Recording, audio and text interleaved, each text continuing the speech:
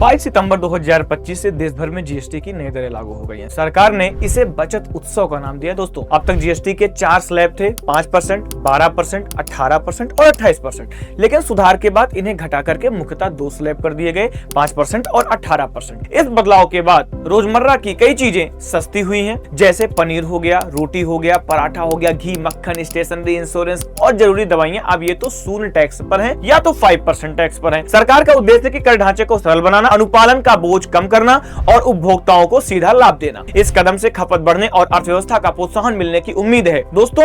लेकिन ध्यान रहे, तंबाकू और सिगरेट जैसे उत्पादों पर पुरानी दरें शेष जारी रहेंगे। दोस्तों, परीक्षा दृष्टि से महत्वपूर्ण बिंदु यह है कि जीएसटी पहली बार 1 जुलाई 2017 को लागू हुआ था और यह संविधान के 101वें संशोधन अधिनियम से जुड़ा हुआ है। इसे एक गंतव्य आधारित कर यानी डेस्टिनेशन बेस्ड टैक्स कहा जाता है। भारत में से केंद्र और राज्यों ने मिलकर लागू किया है, जिसे जीएसटी काउंसिल संचालित करती है। तो इस तरह जीएसटी बचत उत्सव सिर्फ उपभोक्ताओं के लिए राहत नहीं है, बल्कि भारतीय कर प्रणाली को सरल बनाने की दिशा में एक बड़ा कदम है दोस्तों।